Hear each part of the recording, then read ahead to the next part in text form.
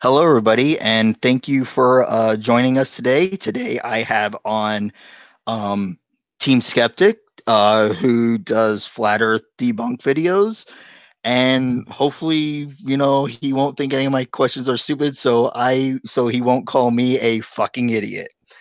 Thank you for joining me today. Not a problem. I can't promise you anything. Okay, well, I'll try my best not to earn that title because I don't want to be lumped in with Jeranism. But why don't you just tell me a little bit about yourself and about your channel?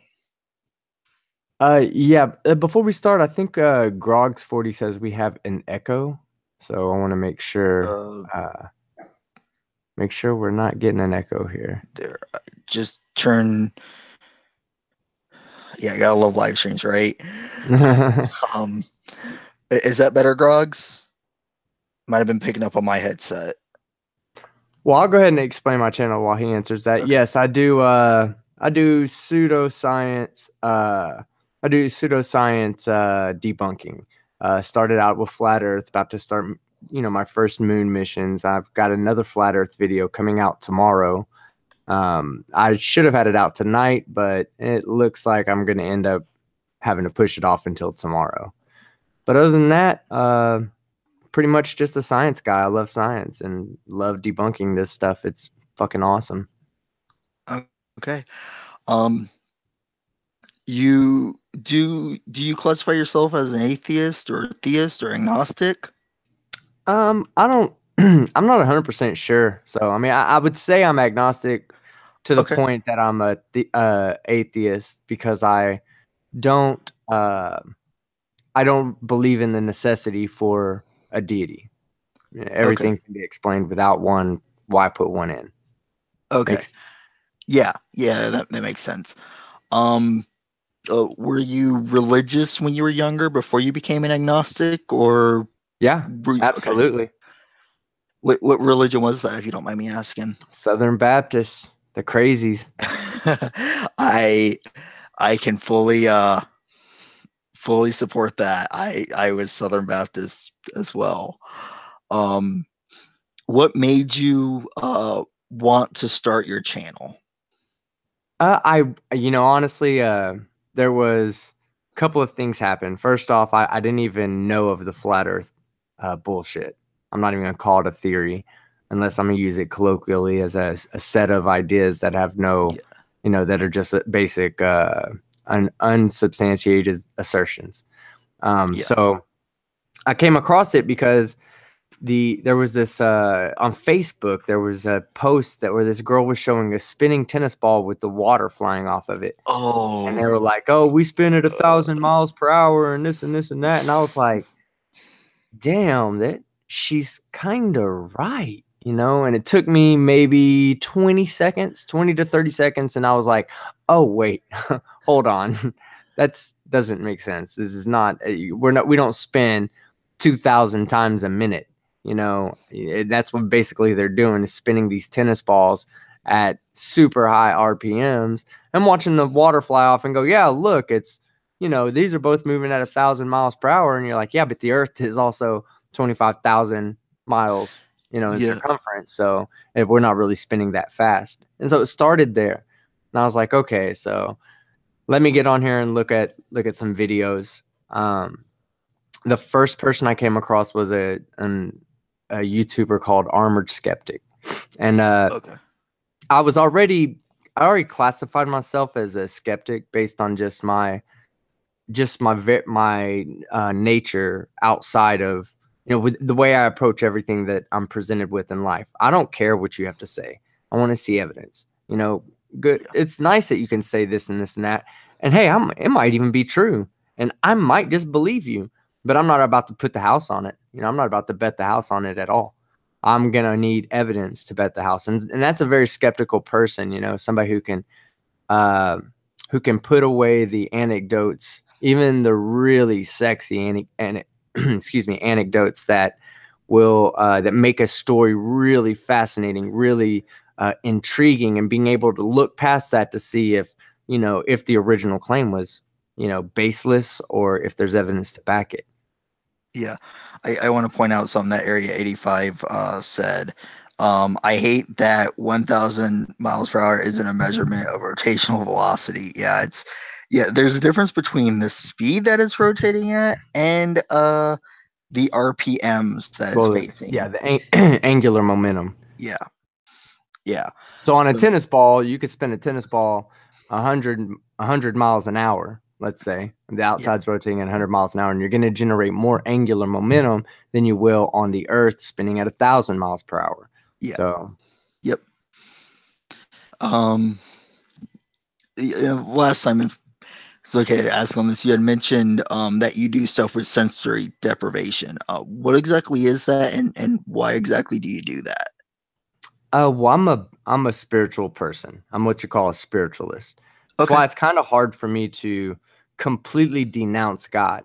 I know that I can completely remove him from my daily life, but there's some weird things that have happened to me that even as a skeptical person, and this is all anecdotal because I don't have evidence Yeah. of it, but I have personal experience, so it may be real to me. Yeah. I've seen my life change for the better through meditation alone. And sensory deprivation is basically the ultimate in meditation.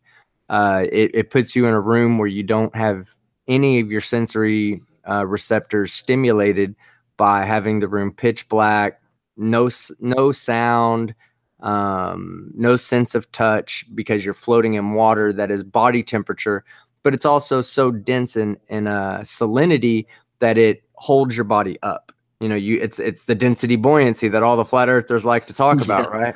Yeah. Yeah. So you lay down on top of this water, it holds you up, and it's the same temperature as your body, so you don't feel it, and you don't feel the air around you either because the air is heated up by the water. And so when you remove all these senses, your mind begins to wander. It's very good for meditation. It's great for putting yourself into like sleep paralysis. 1 hour inside of the float tank is worth about 4 to 6 hours of deep sleep. So Wow. yeah, it's amazing. Yeah, that sounds really interesting. And I can understand kind of the spiritual aspect. I have a friend who she's atheist, but she'll say she's spiritualist because, as she says, she believes we're all connected to some kind of great spirit, like some kind of. I know it sounds kind of wooey, but she'll never say. I guess I probably should say she believes it. She'll never say she will believe it because she can't prove it, but to her it feels right. So, um, yeah, it's kind of interesting that you kind of hold something similar to her in that aspect. I just found that kind of interesting. Yeah, well, Um, the idea of needing a God that's here in our realm is a pointless idea because we can't if even if there was a God, we could never see him, you know? And you can't say like, well, there's levels of God. So you would say, okay, well, like let's say that there's a being that's responsible for our creation. Well, if there's a being that's responsible for his creation, then again, that's the God is the ultimate one that has no feasible responsibility or causation for his creation. So yeah, that's where you ultimately have to get to. So what I try to do is uh, I try to separate myself from any belief in God because I believe that if there is a God, it exists in my consciousness. It yeah, exists in my ability to be able to decipher right from wrong, to contemplate what I'm going to eat for dinner tomorrow, for instance. Like, and no animal does that. No animal thinks to itself, "Man, tomorrow I could use a furry little rabbit." Like wolves don't sit around and look at each other and go, "Yeah, rabbit sounds good tomorrow. Let's go. Let's not go eat squirrels. Let's go eat rabbits." No, yeah, they don't think like that. They think in the moment, "Oh, I'm hungry. Time to go look for food." yeah, And we differentiate from them because we have an actual the ability to process memories, to recall memories, to not just recall memories but translate memories from one person to the next. So I can say, oh yeah, I yeah, remember doing this, and you say, oh yeah, that's right, I was there. Or oh, that's cool, and then all of a sudden it's your memory now because I've told you about it. Even though yeah, it's your memory of me telling you about it, you could still recall that as well and pretty much recite the details that I recited to you. So there's a weird aspect to our consciousness that I find intriguing inside, especially when I'm inside of a sensory deprivation tank. It's nothing you would ever imagine it to experience. It's a completely there. You have no experience ever that you've ever put yourself through that can possibly be even close to this, because you can't destimulate your senses without a very specific set of parameters, like the ability to hold your body up without having to feel something holding you up. Well, you can only do that one of two ways. You can only do that if you're laying on a pocket of air that's denser than your body, that conforms to the shape of your body and holds you up, or water or liquid, some sort of liquid, but it has Yeah. to be able to match your body temperature and have, a lot of aspects of it have to be right, like the viscosity, so you're not feeling the friction on your body. There's just so many different aspects that you have to do. I mean, it's very hard to put somebody in that type of mental situation without doing it the very specific ways that we do it in the sensory deprivation business. Okay. Um, you on your channel mostly deal with flat earthers. Who is your favorite flat earther to debunk? Like, if you see a video come out from you, like, oh, I really gotta Jeranism. take Jaren. Okay. Jeranism. Yeah, the chip on his shoulder, the smug, the smug attitude, the false assertions, the blind denial, the disingenuousness, the intellectual dishonesty, all of that just resonates inside of me when I hear him talk, when I see his video, and I'm like, nope, wrong, nope, that's wrong, that's wrong, that's wrong also. And I could Yeah. do it for fucking days on his videos. Yeah. Um, who is your least favorite flurfer to debunk? Like, if you see a video, you're like, oh god, I don't want to do them, but I got to because they're so stupid.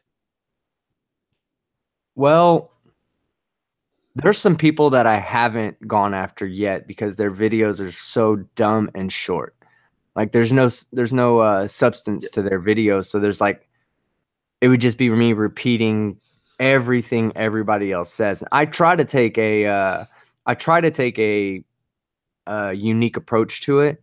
Like I'm not trying to be like anybody out here. There's a lot of Okay. people that say that I sound like Red's Rhetoric, and I've actually, it was funny when I first started my channel, my PlayStation name, right, is Red Eye District. So when I first Okay. started my channel, the only people I told about my channel were my PlayStation friends. So I had one guy come on there and he's like, yo, Red, is this your other channel? And I was like, nah, bro, I just started this one.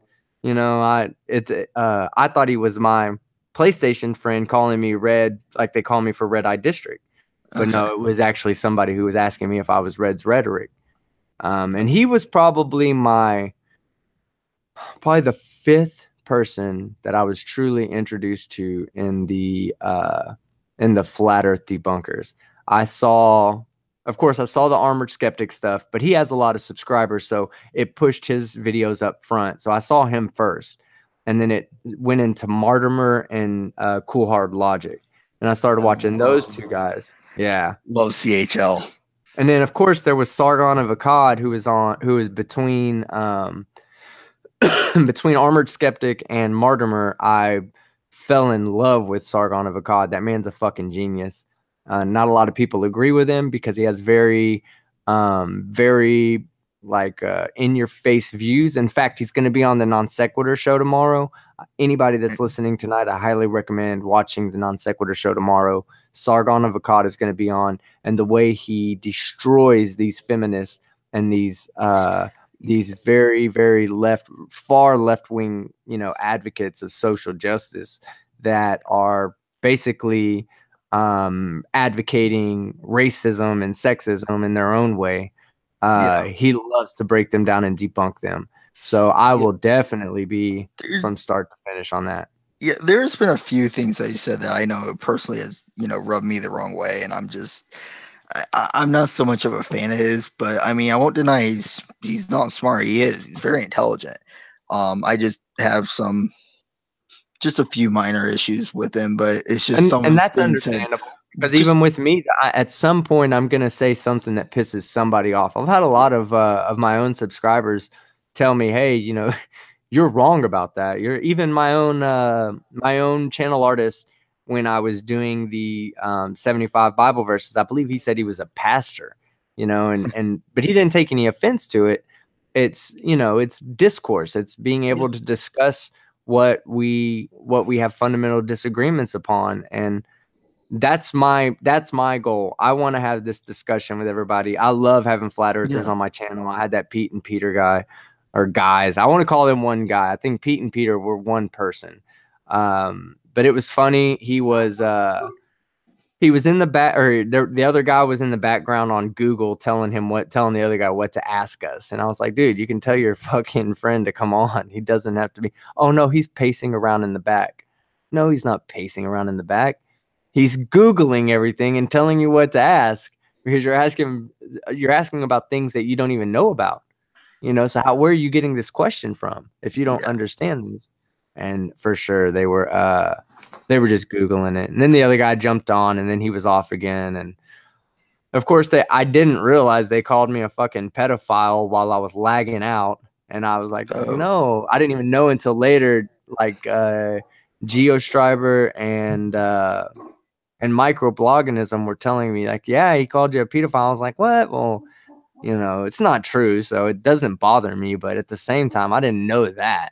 Like, and now when I do their debunk video, I already had the script written. I'm rewriting the script. I am rewriting it to accommodate those two dicktards.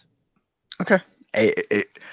Swearing on my channel is allowed. So, if you have some choice words, try not to do it too much, but it is, I won't frown upon it. So if you were like trying not to cuss, Oh, that's no, no, no, no, no, no. okay. I was just looking for a good word to use for them. Okay. I didn't know if you were trying to kind of maybe like you weren't sure. Here, God fucking God fuck fuckity fuck. Yeah, There you go. no, I don't think you can get worse than that. no. I want to address area 85 Okay. in the chat. He asked me why I think the recent rise of the flat Earth movement. And I'll tell you, it's a very, very, very complex topic to speak of, and it has to do exactly with what I was talking about with Sargon for tomorrow. It is the fundamental left that pushes a safe space agenda for everybody, including our children. Our children don't need safe spaces from their parents. They don't need safe spaces from their teachers. They need to be brought up as if they're in the real life and in the real world. This is real life. You can't coddle people all the way through high school, giving them participation grades all the way, ensuring that they pass their courses, to just throw them to the wolves, to the people Yeah. that are actually intelligent in the real world. That's a disservice to your child. I don't agree with beating children or abusing children, but I also don't think that if a teacher needs to say, look, you're a fucking dumbass, or you're a fucking idiot, Yeah. if a teacher needs to tell my son that, to get him to understand that what he's saying is fundamentally wrong and he's acting like an idiot, then by all means tell my son that, because I'm going to tell my son that. And you know what? My son grew up to be a pretty good goddamn man, human being. Yeah. Yeah. I mean, I don't know if it's so much the left as to why it's the reason behind that happening. I would actually maybe argue flat earth more or less of anything would come more from the right, only because it's the conservative, it seems like it's the conservative Christian fundamentalists Well, who are okay, also the so flat so earthers. the idea of the flat earth, yes, is more Okay. of a religious idea, but the inability to teach our kids properly, because there's now, oh, you can't hit them, oh, you can't tell them they're stupid, oh, Yeah. you can't fail them if they really try, Yeah.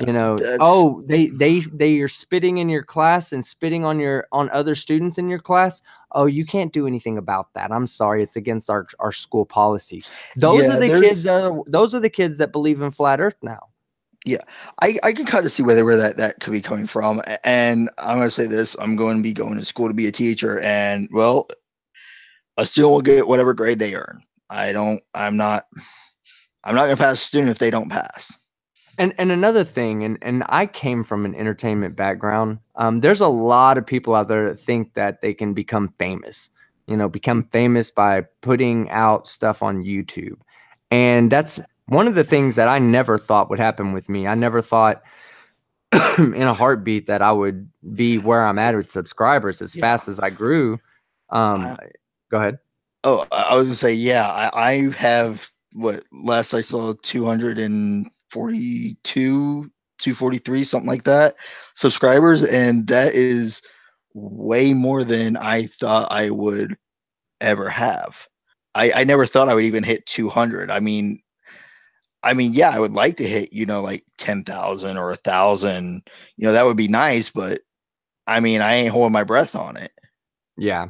Well, I was just lucky. My Yeah, son, he helped me out a lot. He's young. He's 18.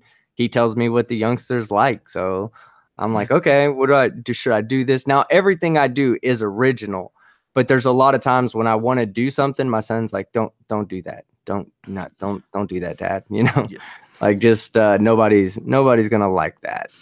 yeah, But I do it for fun, man. This is yeah. fun to me. I love this. I Yeah, same here. I mean, I started as just, I mean, the original intent of my channel was to entertain people one way or another. Yeah, it started with My Little Pony content because obviously my name, I'm a brony. So that's what it started as. And then it just slowly went from there into kind of gaming and news. And then from there, you know, it kind of became, if you would have told me when I started my channel, I would be doing atheist content, I would have laughed at you because I was a closet atheist. I'm like, I would never be out about it.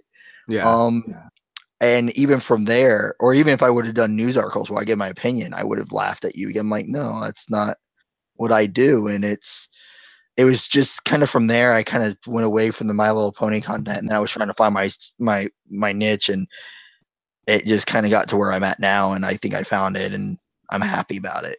Well, that's Um, really all that matters. The number of subscribers I have is yeah, nothing to me. I literally every single video I do, the last thing I look at is how many subscribers do I think this video is going to get me. I do it because yeah, I enjoy it. I mean, it's really fun yeah, to me. But and Groggs, I tell you, he was like around he was probably in my first 20 subscribers. He's been around that long. yeah, And it took me a month and a half to get to 50. And then I don't know what happened. Just after I hit 50, it went from 50 to 1,800 in a matter of a month and a half. yeah, So, yeah. I mean, there's like I don't do it. I mean, yeah, I mean having a lot of subscribers, yeah, that's nice. But like I said, I never did what I do, uh, you know, because of me being, I do it for the view. No, I do it because I have, well, as I've said many times, I have a mic, a big mouth, and an opinion. That's yeah. it. Yeah, and Grog said he was number 3. He might have been number 3. Like, I can't remember because I'm so big now and popular. I don't remember the little people, but no, I really do think Groggs was right at the top. Like he might have been 3, 2, even 2. I mean, he could have been higher than 3 Yeah, because I only have one account. So, I mean, I have a personal account, so I was my first subscriber. So, yeah. I don't know if I don't know. He could have been the second one. Sewer Tapes asked me how old I am. Sewer Tapes, I'm old enough to party, brother. That's all you need to. I, No, I'm 40 years old. I do sound young. I do a lot of, like I said, I do a lot of meditation. I'm very healthy. I work out often. I do these saunas that are very medical in nature, okay. and it helps me stay. It keeps my blood young, and blood is the key to vitality. So purify Yeah, your blood daily if you can. If not, do it weekly or monthly. yeah. The next question, kind of getting back on track. Sorry, you kind of got. Oh well. I'm very ADD. Oh, that's a squirrel. Um, but yeah, what was your favorite video that you made? My favorite video that I made. Okay, so I think I like my Nathan Thompson video. It was the one where he was bouncing a ball on a Oh, sledgehammer. He's like, the gravity never been proven. Nobody can see lights. The refraction, what's that? The Bedford level exam, and you're like, yep, one wrong, wrong, wrong, ding, ding, ding. yeah, yeah. I watched that one the other day. That was painful. It is the easiest word I can come up with. Yeah. Um, But I did enjoy doing that video. I really, you know what, I enjoyed doing my fake flat Earth video. Did you see my April Fool's video at all?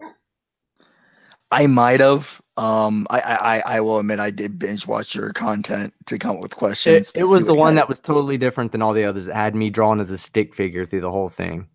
I think I kind of remember that one. Yeah, well, I completely just make fun of flat earthers in there as if I'm a Yeah, flat earther. So yeah, it's a that one was pretty fun to make. It took me a I made that one within about 9 to 12 hours after I decided I wanted to start it.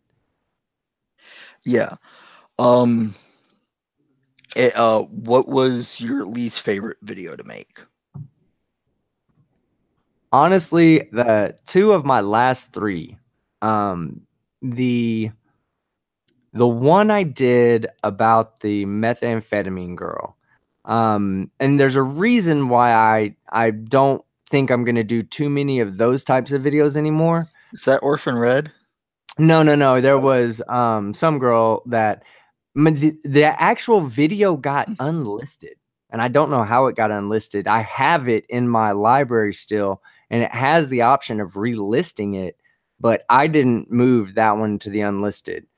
It just Okay. got moved. I don't know why. So I don't want to. If Me too. YouTube did it, then I don't want to put it back enlisted. But it was really like it was funny because I did back to back videos. I consider them true idiot videos. So these guys have no they have no scientific knowledge. They're just saying stuff and they're stupid and they're fucking idiots. And the first video was the crackhead dude that basically is telling his kids, "Hey, the Earth's flat, right?" And the first kid looks at him and doesn't say anything. And he looks at his other kid and goes, "Hey, the Earth's flat, right?" And the other kid's like, "Yeah." He's like 7 years old. And you're like, "Damn, man, there goes that kid's future. You just Yeah, fucking now he's gonna be a gas station attendee the fucking rest of his life." You yeah, know, why the fuck would you do that to your kid? That's child abuse as far as I'm concerned. It's not actual child abuse, yeah, but it is y- abusive to the child because you're taking away their opportunity to have like a normal life. yeah. Even They're if the earth is flat, they teach it as round in schools. Those kids need to learn it as round in schools, whether they know it to be flat or not. yeah, and it really it does. It hinders the child's future. That's why I am so against young Earth creationism and creationism being taught because it goes against what we know to be true. If you can prove the Earth to be flat, by all means, please do. Guess what? There is a Nobel Prize waiting for you. Oh yeah, I'm dealing with that dipshit quantum eraser right now, and he's like, he makes a claim in one of his videos or in one of his comments. He's like, "You need to watch this video of mine because I destroyed De Broglie," and I was like, "Oh, really? You destroyed De Broglie? You pummeled De Broglie?" Like the De Broglie wavelength, you've proven that to be false when we use that in quantum mechanics all the time. So you know this to be false now. Where did you get your physics degree, and what year did you win your Nobel Prize? Yeah, 'Cause what's that's the all you d- have to do. what exactly is that? I'm not too familiar with it. It's a concept in quantum mechanics where it basically explains the possibility how what the distance is and the possibility that you'll find a particle. So hold on, I've got to find that alarm.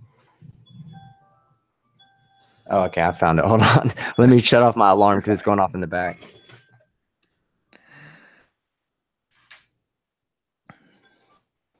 Okay. Yeah. So anyway, the De Welcome to Broglie live wavelength, stream. Anything could happen. the De Broglie wavelength, yeah, it's live. You deal with it, people. Yeah, The De Broglie wavelength is basically a concept in quantum mechanics that describes where a particle will actually be located at. Uh, or where the not the probability, but the variance, like how far away can it possibly be from where we predict it to be? So, like the concept when someone says, if you're not looking at the moon, how do you know it's still there? Well, there's an actual concept behind that. And the concept is that the de Broglie wavelength and the Heisenberg uncertainty principle kind of come together to explain that a particle, when you're not observing or measuring it, okay, it has the ability to be anywhere truly in the universe. No matter how improbable it might be that it's on the other side of the universe, there is a possibility that it's there. Yeah. But the de Broglie wavelength is more explanatory in that and says, well, this is where you're going to want to look for it because this is how far the variance is showing to be. Okay. So, and it's a concept that describes how smaller things have that ability to, excuse me, to be anywhere, but larger things have a very small variance in their possibility of where they could be. Even though they could be on the other side of the universe when you're not looking at it, the chances are it's within micrometers of where you think it is. Yeah. All right. What is your favorite and least favorite flurfer argument? My favorite one is the horizon always rises to eye level. These guys have no clue what they're talking about, even on a flat Earth. And let's just say for a second, let's just be idiots for a second, and let's say the Earth is flat. All right. So here's what they say. They say no matter how high you go up, the ground will always come up to where you're looking straight. And this is not true for two reasons. The first is anatomical. Okay. So your eyes have these mechanisms that are designed to not look at nothing when something's there. So if you go up in elevation without using a tool or an instrument, if you just use your eyes, what you're going to immediately do is you're going to look down. Okay. Even if you don't want to, you're going to look down. Yeah. And the further something gets away from you, the smaller the elevation begins to look, but it never reaches ground level. In fact, if you can do this demonstration real easy, when you ask a flat earther, you say, okay, so let me ask you a question. Let's say we have a 3,000-mile block, okay? Just a block. It's a wooden block, and it's 3,000 miles big, tall, all right? It can be rectangular. It can be just a fucking stick. It could be a square. It could be whatever you want it to be, but it's 3,000 miles tall, all right? So now let's put a ball on top of that, okay? And we're going to that's going to be representing the sun. The sun is now on top of this 3,000-mile tall block. Okay. So now when we see the sun and the sun in this block go off into the distance, are you going to not see the bottom of the block at any point? No, you're not. You're always going to be able to see the bottom of the block because it's a flat earth. It doesn't matter that things shrink down to a vanishing point. As long as you can see the block, you can see whatever's below eye level all the time. If you raise up to 1,000 feet, or let's say 1,000 miles, since it's 3,000, well, if you're looking straight across, perpendicular to the flat earth, then you're going to see the distance between the 1,000 feet or 1,000 miles that you're up all the way down to the ground. Even if it's far away and it's shrunk down into, through perspective, you're still going to see it. Your eye level is still going to be 1,000 miles above the surface. You do see it at eye level because your eye level is really determined by your line of sight, not necessarily the perpendicularness of your sight to the plane of the earth. But that's why, like when they say, oh, it always comes to eye level, look, every time I go up, I see more. Yes, that's true on a flat or spherical earth. However, on neither model should the horizon ever come up to eye level, ever. And it doesn't. And if they think that it does, then they've got a serious misunderstanding of their own concepts of proof, because that is a concept of proof that is probably the easiest one to debunk. You can literally draw it out on a piece of paper and say, where exactly does the ball end up on the ground? How far away do we have to go for this ball? That doesn't change angular size, keep in mind, to go all the way to the ground, and we lose everything. We lose the other 3,000 miles. We just lose that. and it's not explained. But we still have perspective on the ground, though. We can see the ground coming up, but we can't see the 3,000-mile building all of a sudden. Where in that law of perspective, where is the mathematical equation that explains this so that I can predict this for future observation? They don't have one Yeah. because that's not how it works. Yeah. All right. What's your no, that was your least favorite one, wasn't it? Or was that your favorite? No, that's my favorite one to What's your debunk. least favorite then? Sorry, I'm trying to remember where we were at. Sorry.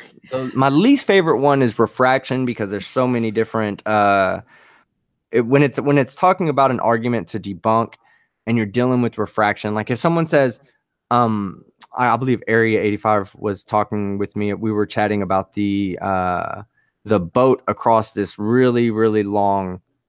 It shouldn't be seen. It should not be seen, but it can be seen. But if you look at the video, the entire video is hazy. There's, heat waves that you can obviously see coming off the water. So there's going to be maximum refraction one way or another, whether it's a superior, inferior mirage. It doesn't matter. One of them's going to occur. And they go out and they use this as proof. And you're like, dude, you can't use that as proof. Like, go watch Wolfie's videos where there's no refraction. Like, there's no atmospheric distortion. You can read the names on the containers, okay? And then that's showing drop. But yours that has this incomplete haze, this complete atmospheric distortion, magnification, lensing, or whatever may be happening, you're getting all of that. And that's what flat earthers do. They pick and choose that to be their evidence. And then you sit there and say, well, there's no way for us to measure that because we don't know the atmospheric refraction. The simple explanation, if a flat earther wants to prove, excuse me, if a flat earther wants to prove, if he wants to prove that we're seeing more than what we're supposed to be seeing, they have what's called control points, and they never use these. There's control points around everything that you can actually go in one point where you're taking a photo or you're trying to do, some kind of experiment, whether it be geodesic surveying or, long distance visual sites. There's actual control points that you can compare your results to so that have been measured and already been documented. So if you don't use those to show, look, there was no refraction, here's all my control points, and then here's my observation during the time that I made these control points, that I took these control points, then they would end up having an argument with the leg to stand on. But the truth of the matter, they never do that. Why? Because it would default their argument. It would be over before it started. They'd look over and they'd see something, go, wait, hold on. That's not supposed to be that high. That marker is supposed to be 4 degrees lower. What's going on here? Oh, well, guess what? That's the refraction we're going to be dealing with. Yeah. What, in your opinion, is like the best argument flurfers have, like that you've seen? Like, if you had to pick one and say, all right, that's the your Earth strongest. the Earth looks flat. Okay.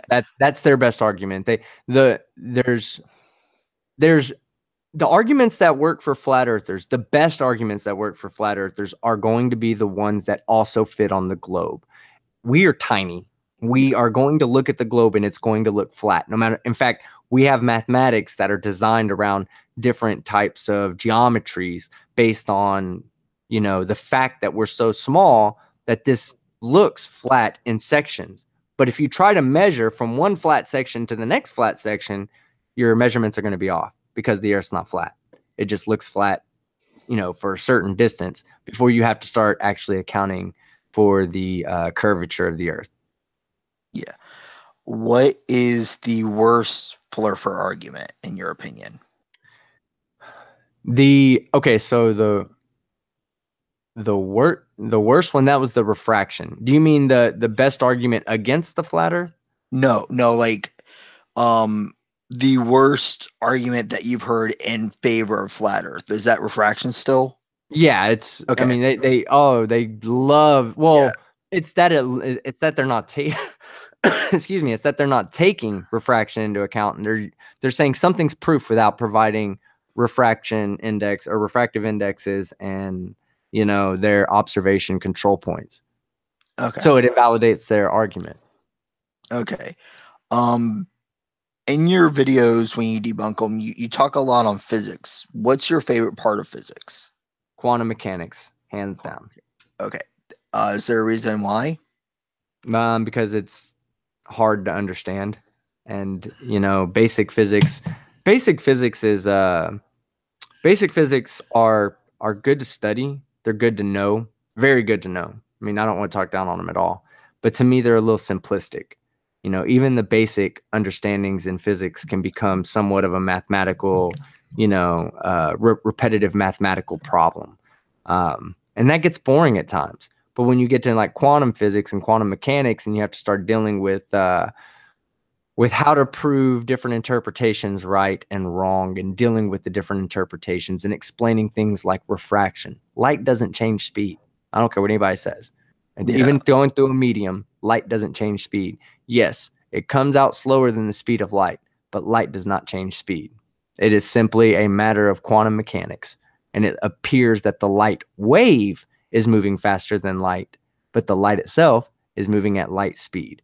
It's like things like that, they make you think, and they make you say, okay, well, oh man, how does that work? How is it that a combination of all possible paths that it can take result in one path that it actually takes? Things of that nature really, they push the limitations of my imagination and my understanding of the world we live in. Yeah. Um, just so you know, chat, I'm getting towards the end of my question list. So if you have questions for Team Skeptic, please leave them in the comments section, and I will read them when we get to that part of comments from the questions from the audience. So if you have any questions for him, please put them in the chat, and I will read them. Um, so one of my next question is, if you could take on any flat earther in a live debate, who would it be and why? Like if you could have your dream Okay, match, so live discussion or live actual formal debate? like a live formal debate. Um, I would have to say either Jeranism or Mark Sargent. I would want to go for the big boys that are in that like the flat Earth community. Okay. Yeah, you want to go for the big ones, huh? Well, I um know I'm right, so yeah. why not go for the big guy and just say, look, you Yeah. can't prove me wrong because I'm right. Um the next question is, do you ever see yourself taking on Woo? Um, yeah, yeah, I could easily take on some moves. See, here's the thing. I don't like to talk out of my ass. I Yeah. like to stick to what I know. I know physics, I know quantum mechanics, I know most math concepts, and math concepts that I don't know. I have enough of a mathematical background that um I can actually figure it out. With a little bit of reading and understanding, it kind of pushes me in a direction where I can at least figure it out for myself without having to have somebody else point it out to me. Let's say evolution, for instance. I don't know enough about evolution to really get on there and speak against it. Speak against evolution deniers. Now, I do know that, or I do believe that evolution, the theory of evolution, is correct. But if you ask me, well, what's the main point of what's your main proof of evolution? I would be like, Darwin. Like Yeah. that's not a fucking proof. The bird. I don't know, but that's I'm learning though. To attack Wu would be kind of similar. You know, the Martimer does it pretty well. Martimer and CHL, those are two of Yeah. my favorites to watch, and the way they attack Spirit Science, like Spirit Science just started putting out videos again. Yeah. So I thought about maybe going and doing one of those already. I've already, and yes, I've had people tell me I'm a masochist for this.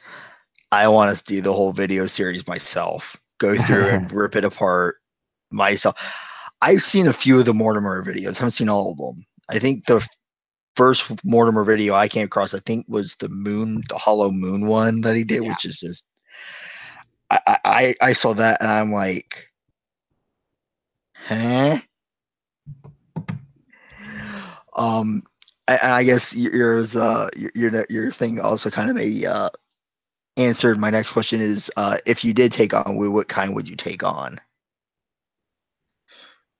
Uh, I would probably take on the people that believe they can heal other people, like the spirit healers, Oh, okay, yeah, faith healers, stuff like that. I'd probably take those guys on and say, that's you're gonna have to prove to me that you can actually do this.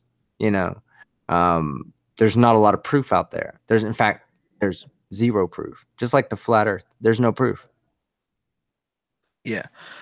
And now we're up into the audience questions time. First one comes from Area 85 Restorations. What is your educational background? Well, I did 2 years at the University of Texas. I focused mostly on math there. While I was there, I did math, physics, a little bit of chemistry. I had 2 astronomy courses. I didn't really take a lot of English, and like the bullshit courses. I figured I'd do those towards the end of my career. I wanted to do the fun stuff first. Yeah, So that's what I kind of was trying to do. Um, I got out of I got out of college when I had to deal with a family tragedy. And when I dealt with the family tragedy, I made the decision to not go back to college, but to go to the military. I took the ASVAB test, which is the entrance exam, and I don't remember if I scored a 97 or a 98 on it. It's been about 20 years since I took it, yeah. but I was really high. I could do anything I wanted in the military. In fact, Charis, she scored, I think, a 99 on it, is what she said the other day. Karis, And that's or Charis, I'm sorry. yeah, That's about as high as you can go in that. And that's about as high as you can go in the military with your ASVAB score. Um, the So when I went in, I had the opportunity to go like a nuclear tech, which when I went in, there was only a few ratings that were nukes. One of them was FC, and one of them was I think MM.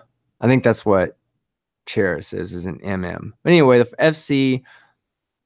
When I joined the military, I joined to be in special forces. I wanted to go be an EOD technician. That's like bomb ooh, squad. yeah. I have a friend who does EOD.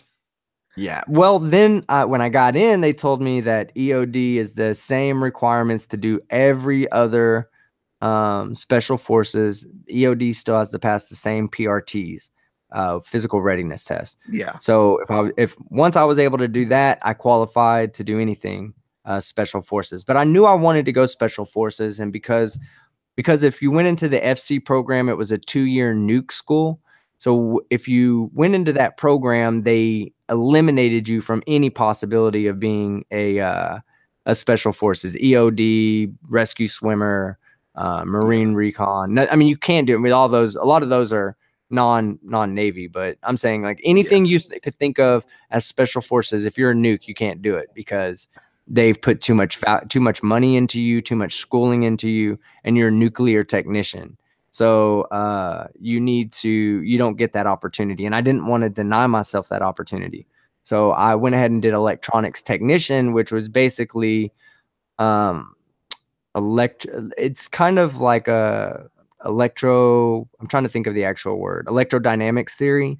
There's a lot of electrodynamics, QED theory. It's quantum electrodynamics, I think is what it's called.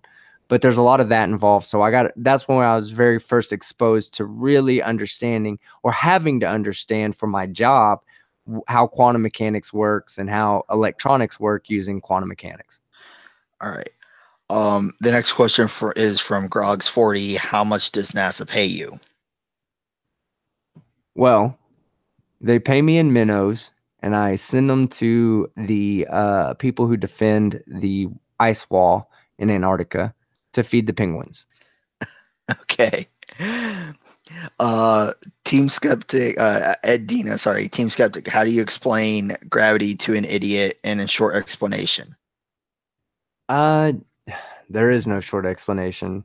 Because the best way to explain it, okay, this is something I'm working on. I'm trying to put this in layman's terms for a future video.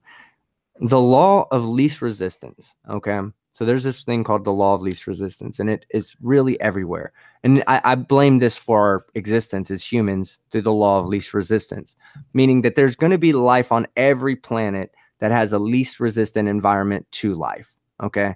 And if the environment is conducive to intelligent life, then there's probably going to be intelligent life that springs in that environment as well.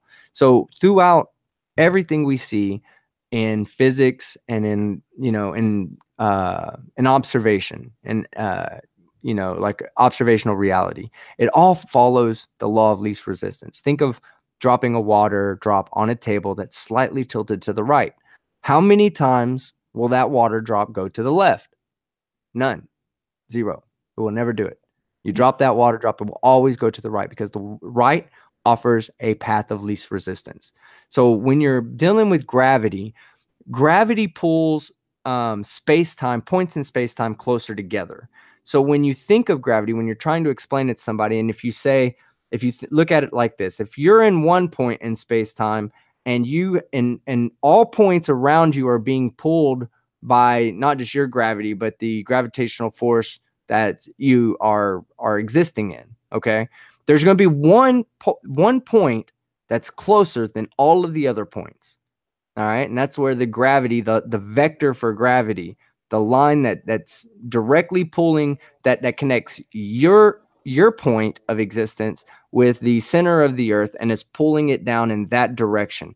That's the least resistant direction because the points in space and time are closer together and everything in the universe is in motion. So it's going to follow a path of least resistance based on its momentum, based on its its vector momentum. So in what direction it's traveling with whatever angular momentum and whatnot. You add all those forces together, and they all end up basically giving you a path of least resistance that you will follow, and you can't not follow it without Okay. additional force. You add additional force or energy, and you can change your path, but without changing it, you're going to follow how the way space-time bends. If you're stationary and you're above a point, gravity's going to pull you in towards the point at in the most least resistant path you could possibly take, which is straight that way. Yeah. Um. Yeah. The next one was, hold on, for whatever reason, everything decided to minimize on me. You gotta love that, right? Modern technology. The next one is, when is the Globe Earth Conference? And that's Oh from shit. DKG Custom. Whenever he gets his ass over to America. All right. So that's an answer. Um, the next one was UT Arlington or Austin? I went to Arlington Austin. here. I went to Okay. Austin. Sewer Yeah, let's say tapes. sewer tapes. Yeah, I went to Austin. Yeah. Uh, I was going to go to UT Arlington, but that's when I decided to actually go to the military. I was actually going to go to UT Arlington and do all of my basic studies there, and then go back to Texas. I would have had about a year left when I went back to Texas. That would have been my 5th year. If I would have done my plan and not gone to the military, I would have gone back to Texas for my 5th year, got my bachelor's, and then applied for whatever graduate school. And I would have had a pretty useless bachelor's. I would have had a bachelor's in computer mathematics because that's where I was heading towards. Which I'm glad I didn't, because I mean it's not useless. I guess it is a pretty useful. It's a pretty useful like degree to have, but it's very my stepmother's in that field, and they lay people off all the time. It's one of those where they really want to keep the young people in because the young people are, learning the new things in school. Whereas with like physics and science, there's not a lot of new stuff that comes out. You just perfect the old stuff and you attempt to find new meanings that better explain Yeah. the old explanations. Yeah. The next question is from Grogs. 40. When are we going to get together and do some astronomical observations?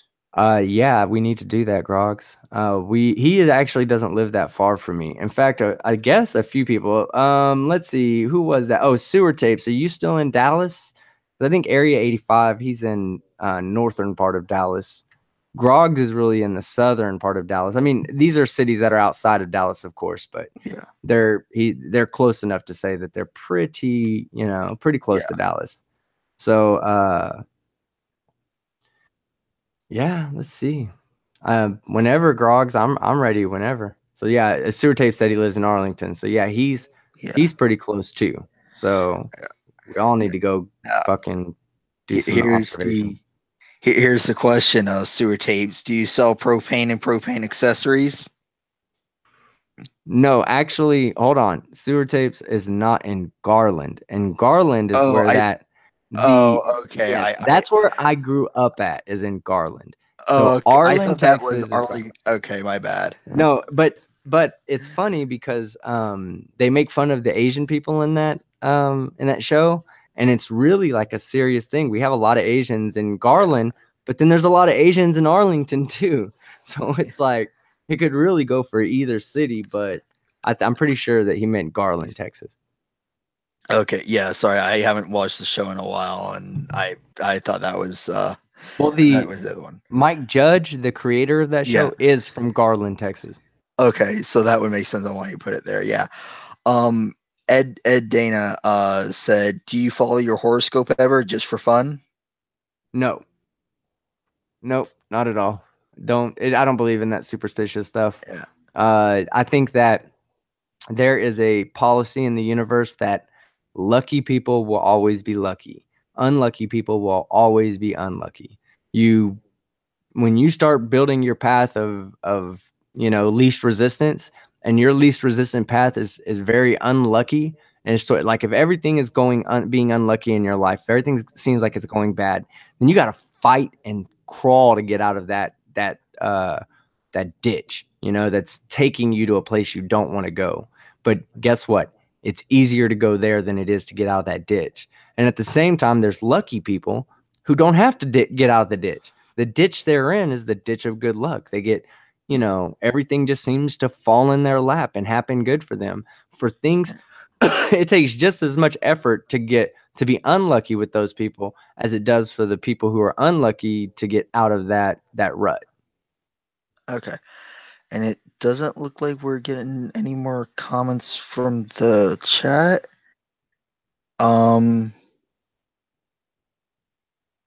uh Yeah, so let me address DKG because yeah, I okay. just saw it pop up. I was gonna ask you. So Go ahead. when they mention that experiment, when they're like, "Yeah, show me a water sticking to a ball," you got to tell them that the argument itself is not representing the model that we believe in. The model that we believe in includes gravitational fields. You cannot do this experiment inside of a gravitational field, so we would have to take this experiment to space, which we both know, which everybody knows, is somewhat impossible if you're not an astronaut. Yeah. Now, do they excuse me, do they take the time to do all these experiments out there? No, because those experiments are stupid experiments to be doing just to fulfill the the needs of flat earthers who will fucking deny it to begin with. Flat earthers will tell you, if you go out, if I'm going to tell you like this, DKG, let's put you on a spaceship. Let's get you out there. Let's get you in a spacesuit. Let's put you out in the middle of nothing, okay? In the middle of space, floating, doing flips, doing everything that defies any possibility of you being on the earth. And you faked it because you're a shill. It's not Yeah. true. They weren't there to see it, Yeah. even though they told you that you had to do it. Yeah. All right, and I think that might be it. So thank you, Team Skeptic, for hold on.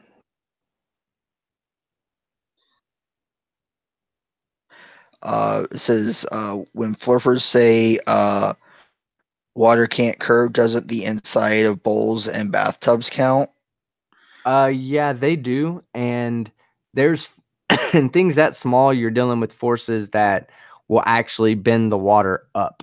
And when you bend the water up, it counters the water bending down. It's surface tension. you're not really over an enough you don't have enough surface area and to the outside of the container to really be able to see a curvature. If the bathtub was bigger, yes. Can you see it microscopically? Probably. The more likely thing that you would expect to see to some extent is like a tide. Why do you not see tides in bathtubs? Yeah. Which Uh, I know why you don't, but yeah. that's one of the arguments that are a better argument for flat Yeah. earthers. Yeah. Area 85 said, if you had infinite resources, what would you do to end the flat Earth movement once and for all? I would offer every single flat earther, every one of them, spare none. I would offer them all a trip to space. I would put them on the most classiest rocket with the biggest rooms. Now we are talking about unlimited sources, Yeah. don't forget. So Infinite resources. there So yeah. is no limitation to Yeah. how Whatever you can much do. I could troll these fucks, okay?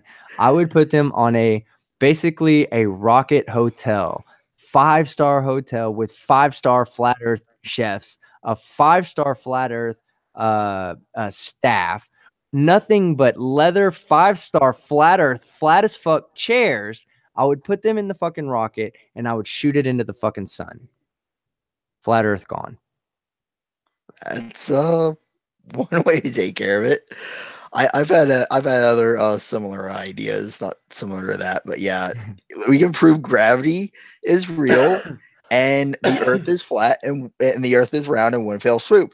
By putting flat Earthers on a rocket, or as I've said, shove the rocket up their backside and launch them to the center of the Milky Way.